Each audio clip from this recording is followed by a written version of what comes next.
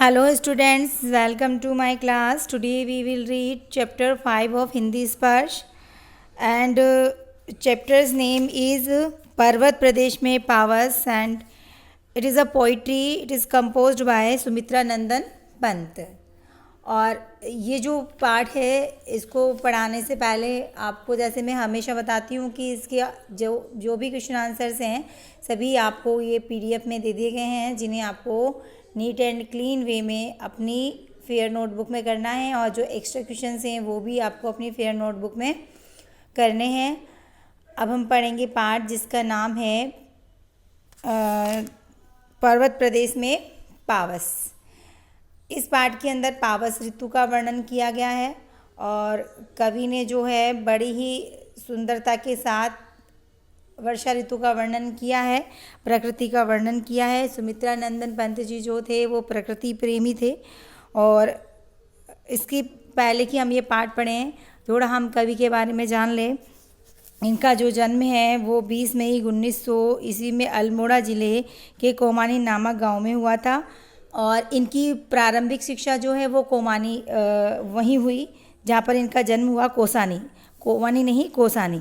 तो इनकी जो प्रारंभिक शिक्षा है वो वहीं हुई जहाँ पर इनका जन्म हुआ, लेकिन बाद की जो शिक्षा है इन्होंने जो है कॉलेज से प्राप्त की, प्रयाग के म्योर सेंट्रल कॉलेज से।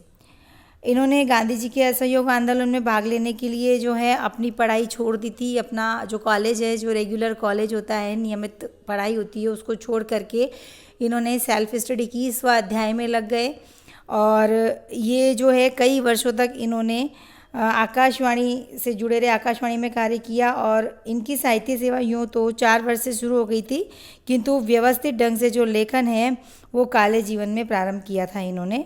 इनके साहित्य के महत्व को देखते हुए इन्हें कई पुरस्कारों से सम्मानित भी किया गया और ये जो है इनका देहांत हो गया 28 दिसंबर 1977 को इनका देहांत हो गया। ये इस दुनिया को छोड़कर चले गए। इनकी रचनाएं हैं वीणा ग्रंथि, पल्लव, गुंजन, युगांत, युगवाणी, ग्राम्या, स्वर्ण किरण, स्वर्णधूलि, उत्तरा, अंतिमा, कला और बूढ़ा चांद तथा लोकायतन, ये सभी इनकी रचनाएं हैं। और इनकी साहित्य की जो विशेषताएं हैं, ये प्रकृति प्रेमी कवि हैं जैसा मैंने बताया पहले भी, और कल्पना कोमल कवि हैं। ये जो है कल्पनाशील कवि हैं। इनका काव्य रोमांटिक तथा व्यक्ति प्रधान है। प्रकृति का जैसा सुंदर इन्होंने वर्णन किया है वैसा शायद ही किसी कवि ने किया हो या कोई नहीं कर पाया हो। और प्रकृति के बाद इन्होंने अपने काव्य के अंदर नारी सौंदर्य को स्थान दिया। इसके बाद में ये प्रगतिवाद की ओर चले गए। इन्होंने शोषकों के ऊपर जो शोषण करने वाले थे उनके प्रति क्रोध को जताया और दलितों के प्रति सहानुभूति की भावना दिखाई। अपनी जो लेखनी है उसके अंदर इन्होंने इन सभी के ऊपर प्रकाश डाला कि उस समय क्या स्थिति थी और इन्होंने अपने सहानुभूति के भाव व्यक्त किए हैं। अंत में ये आध्यात्म की ओर मुड़ गए। उनका जो है मानवतावाद सारी मानवता को एक करना चाहता है। छुआछूत, भेदभाव, अमीर गरीब, इन सभी भेदों को मिटाकर ये जो है चाहते हैं कि सभी मनुष्य एकता के सूत्र में बंध कर रहे हैं। तो इस तरह से ये जो है मानवतावाद के प्रिय कवि हैं। भाषा शैली पंत जी शब्दों के कुशल शिल्पी माने जाते हैं। शब्दों की आत्मा तक गहरी पहुंच रखते हैं। उनकी भाषा में संस्कृत शब्दों की अधिकता है और ये कोमल, मधुर और सूक्ष्म भावों को प्रकट करने वाले शब्दों का प्रयोग करते हैं। पंत जी ने उपमा, रूपक, अनुप्रास और मानवीकरण अलंकारों का अति सुंदर प्रयोग किया है। ये हिंदी के गौरवशाली कवि हैं। इन्हें हिंदी साहित्य के लिए जो है एक गौरवशाली कवि के रूप में माना जाता है। अब हम पढ़ेंगे पाठ जिसका नाम है पर्वत प्रदेश में पावस। इस पाठ के अंदर, इस अध्याय के अंदर पावस यानी वर्षा ऋतु का वर्णन किया गया है कि किस तरह से जब वर्षा ऋतु आती है तो किस तरह जो है पल पल प्रकृति अपना वेश, अपना रूप बदलती है। कभी सूर्य जो है बादलों की ओट में छिप जाता है और जैसे ही बादल हटते हैं तो उसकी किरणें चारों ओर फैल जाती हैं। किस प्रकार से झरने, पहाड़, नदियाँ, तालाब, ये सभी जो हैं वर्षा ऋतु के समय अपना रूप बदलते हैं, किस तरह से दिखाई देते हैं। तो अब हम पढ़ेंगे। पावस ऋतु थी पर्वत प्रदेश। पर्वत प्रदेश था, पर्वतीय प्रदेश था, और जो समय था वो वर्षा ऋतु का था।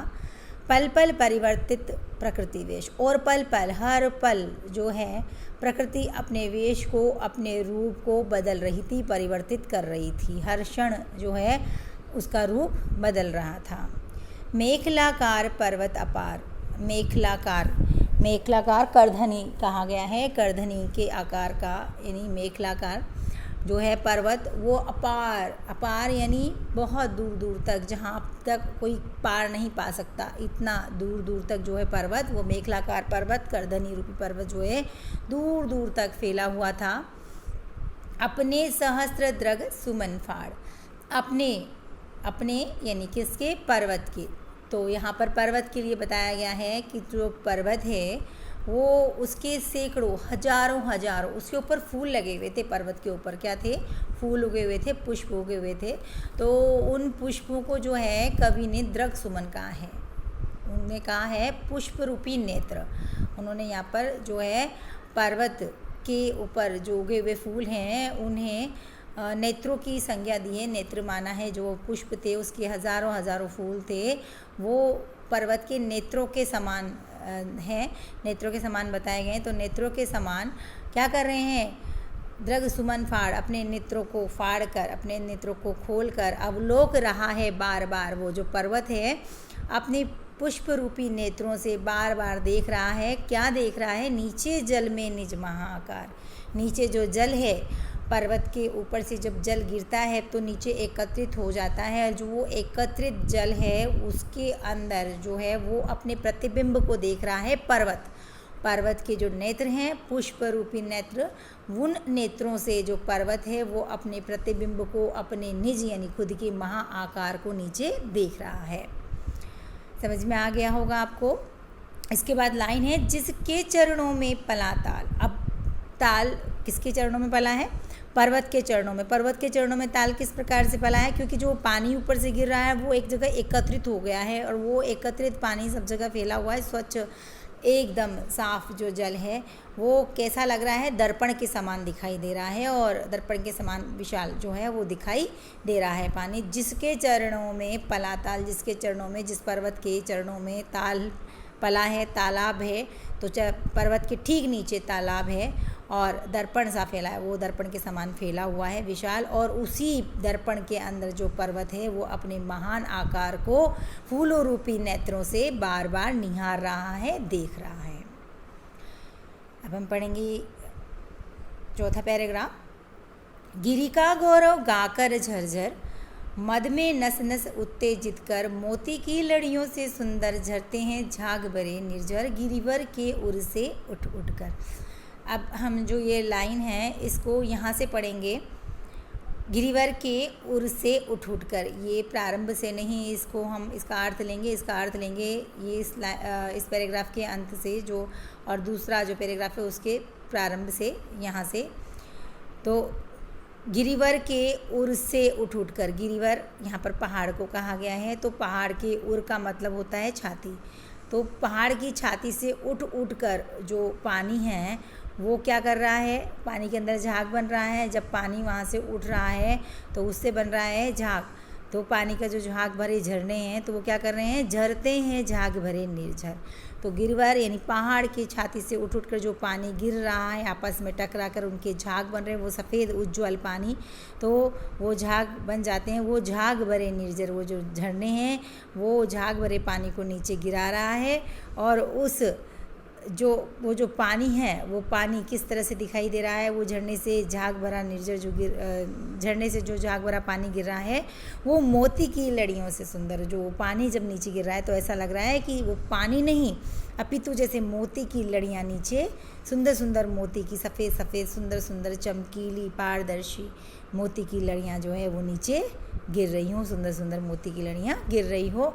और जब ये हो रहा है तब हम ये लाइन नहीं पढ़ेंगे, मद में नस नस उत्तेजित कर, ये लाइन नहीं पढ़ेंगे। हम पढ़ेंगे पहली लाइन कि गिरी का गौरव गा गा कर। गिरी यानी जो वो गिर रहा है पानी, जो मोतियों की लड़ियों का सा पानी जो नीचे गिर रहा है, वो ऐसा प्रतीत हो रहा है जैसे गिरी यानी पहाड़ का गौरव गाकर झरझर, वो झरझर करता हुआ इस पहाड़ के गौरव गान को गा रहा हो, उसकी महिमा का बखान कर रहा हो। अब हम जो ये सब चीज़ें देखते हैं, ये जो दृश्य है प्राकृतिक मनोरम जो झरने का दृश्य है, इस दृश्य को देखकर जो दर्शक गण हैं उनके अंदर क्या हो रहा है, मद में नस नस उत्तेजित कर। मद में नस नस के अंदर हम लोग जो हैं मद में आकर के उत्तेजित, हमारे अंदर उत्तेजना बढ़ रही है, हम लोग बहुत उसको देख कर के उत्साहित हो रहे हैं। हमारे नस नस के अंदर जो है उमंग और आनंद जो है वो भर जाता है। मद में हम लोग ऐसे उसके अंदर डूब जाते हैं, खो जाते हैं। हम उसको देख कर के हमारे नस के अंदर क्या है, उमंग उत्तेजित हो जाती है, उमंगता आ जाती है ऐसे सुंदर और मनोरम दृश्य को देखकर। अब वापस से इसी लाइन को लेंगे हम। गिरिवर के उर से उठ कर, यहाँ पर इसका प्रयोग होगा तरवर यानी वृक्षों के लिए। तो गिरिवर के पहाड़ की छाती से जो है पानी भी नीचे गिर रहा है और पहाड़ों की छाती से ही जो है पेड़ है, वो ऊंचे उठे हुए पेड़ उसके ऊपर लगे हुए हैं। तो गिरिवर के उर से उठ कर उच्च आकांक्षाओं से तरवर, इसको पढ़ेंगे गिरिवर के उर से गिरिवर के उर से उठ कर तरवर यानी पेड़। तो जो पहाड़ है उसकी छाती से उठे हुए पेड़, उसकी छाती से ऊपर ऊंचे उठे हुए जो पेड़ हैं वो ऐसे लग रहे हैं उच्च आकांक्षाओं से, कि ऐसा प्रतीत हो रहा है जैसे वो ऊंची आकांक्षाओं के समान ऊंचे उठे हुए हैं। जो आकांक्षाएं होती हैं, हमारी इच्छाएं होती है, उस आकांक्षाओं के समान वो तरवर है, जो वो पेड़ हैं, जो वो वृक्ष हैं, वो पहाड़ की छाती से उगकर ऊंचे उठे हुए उच्च आकांक्षाओं से प्रतीत होते हैं। कि जैसे जिस प्रकार ऊंची आकांक्षाएं होती है, बहुत ऊपर जाने की चेष्टा होती है जिसका कोई पार नहीं होता, इस प्रकार से जो पेड़ हैं वो इतने ऊंचे उठे हुए हैं पहाड़ की छाती से निकलकर।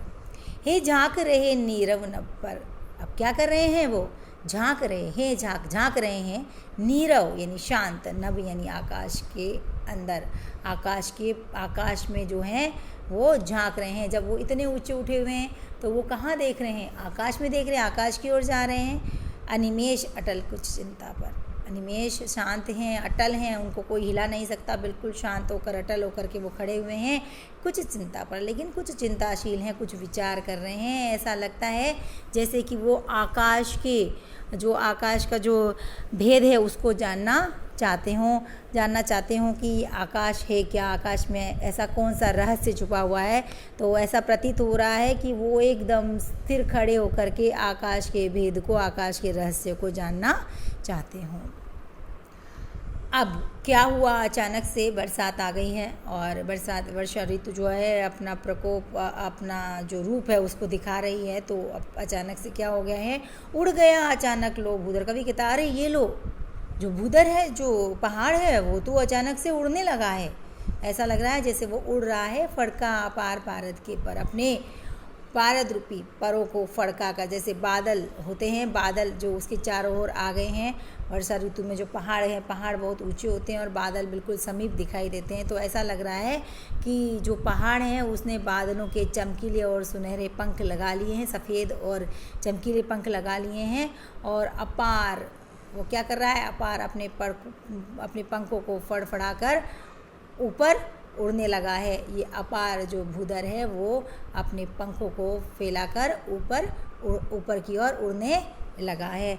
यानी कि कहने का तात्पर्य है कि जो पहाड़ है उसको बादलों ने घेर लिया है और उसके दोनों ओर वो थोड़ा सा दिखाई देता है केवल, और उसके दोनों ओर दिखाई देते हैं सफ़ेद और चमकीले बादल। तो ऐसा लग रहा है कि पहाड़ के पंख लग गए हैं और वह बादल जो उसके ऊपर जैसे उड़ते हैं, तो ऐसा लग रहा है कि वो जो पर्वत है वो उड़ने लगा है।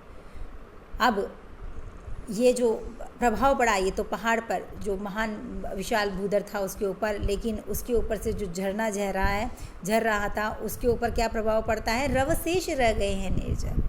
जो झरने थे ना वो तो दिखना बंद हो गए हैं। उन बादलों के कारण जो है उन्होंने ढक लिया है और केवल उनका जो शोर है, उनकी जो कल है वो शेष रह गई है झरने की।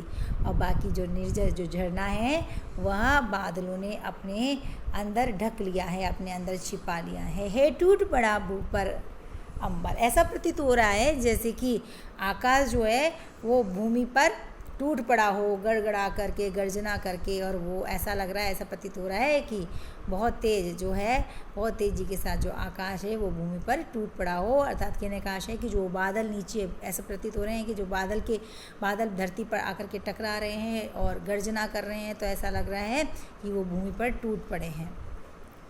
अब बादलों के सब जगह छाने से धस गए धरा में सभय शाल। शाल नाम का वृक्ष जो पहाड़ी क्षेत्रों में पाया जाता है। तो धस गए धरा में सभय, भय सभय यानी भय के साथ, डर के कारण। धरा यानी धरती के अंदर जो शाल के वृक्ष हैं वो डर के कारण, ऐसा प्रतीत हो रहा है जब बादलों ने उनको ढक लिया है तो शाल के वृक्ष बहुत थोड़े से दिखाई दे रहे हैं, बहुत कम दिखाई दे रहे हैं। तो ऐसा लग रहा है कि जो वो शाल के वृक्ष है ना वो धरती के अंदर धस गए हैं। इसी कारण यहाँ पर कवि ने कहा है कि ऐसा प्रतीत हो रहा है बादलों को देखकर, वर्षा ऋतु के इस रूप को देख कर के जो शाल के वृक्ष हैं वो भय के कारण धरती में धस गए हैं। जैसे कि मैंने बताया कि वो बादलों के कारण वो बहुत कम दिखाई देते हैं, तो वो जो बादलों ने ढक लिया है इसके कारण वह थोड़े दिखाई दे रहे हैं। तो ऐसे प्रतीत हो रहे हैं कि वो भय के कारण धरती में धस गए हैं। उठ रहा धुआं जल गया ताल। अब ये तो था शाल के वृक्षों की, जो वृक्ष का बताया था। अब यहाँ पर है कि जो ताल था, तालाब जो बिल्कुल पहाड़ के नीचे था, उस तालाब का क्या हुआ, जैसे ही वो बादल जो वहाँ तक आए, वहाँ तक पहुँचे, तो वो जो बादल है वो ऐसे ऊंचे उठ रहे थे, तो ऐसा उसमें पानी जो है वो दिखाई नहीं दे रहा था और ऊंचे उठते हुए जो बादल हैं वो दिखाई दे रहे थे। तो ऐसा प्रतीत हो रहा था कि जो ताल है वो क्या कर रहा है, धुआं छोड़ रहा है, जल रहा है। तालाब जल रहा है और उसके जलने का जो धुआं है वो ऊपर की ओर उठता चला जा रहा है। क्योंकि यहाँ पर बहुत मनोरम चित्रण किया गया है। पहाड़ी जो क्षेत्र होते हैं वहाँ पर बादल बिल्कुल ऐसे समीप दिखाई देते हैं और जो बादल हैं वो इतने नीचे आ गए हैं ऊंचाई का क्षेत्र होने के कारण कि जो ताल के आसपास जो बादल हैं तो वो ताल को कवर कर लिया, उन्होंने ढक लिया है और वो जो बादल आकाश की ओर ऊपर उठ रहे हैं। तो ऐसा लग रहा है कि वो जो ताल है, वो जो तालाब है वो जल रहा है और उसका धुआं ऊपर की ओर, जो बादल उठ रहे हैं वो उसको धुआं बताया है, तो वो जो बादल है वो ऊपर की ओर उठ रहे हैं, यानी कि वो धुआं जल गया ताल। ऐसा प्रतीत हो रहा है मानो ताल जल गया है, तालाब जल रहा है और उसका धुआं रूपी जो बादल है वो ऊपर की ओर उठ रहे हैं। यूँ जलद यान में विचर था इंद्र खेलता इंद्रजाल। अब कवि ने बहुत ही सुंदर तरीके से ये बताया है कि ये सब करने वाला कौन है, ये सब जादूगरी कौन कर रहा है, ये सब जादुई खेल कौन दिखा रहा है। जो वर्षा के देवता हैं इंद्र भगवान, वो इस प्रकार का जादुई खेल दिखा रहे हैं कि यूँ जलद यान में, इस प्रकार से बादल रूपी यान में, बादल रूपी वाहन में बैठकर जो है कौन, इंद्र भगवान क्या कर रहे हैं, विचर था इंद्र खेलता इंद्रजाल। इधर उधर घूम कर, कभी पहाड़ों पर, कभी तालाब पर, कभी वृक्षों पर, कभी झरने पर, इस प्रकार सब जगह जाकर इंद्र भगवान जो हैं वो इंद्र जो है वो अपना इंद्रजाल बिछा रहा है, अपना जादू सब जगह बिखेर रहा है। आशा है आपको पाठ समझ में आया होगा। आपका पाठ यहीं समाप्त होता है। Thank you so much.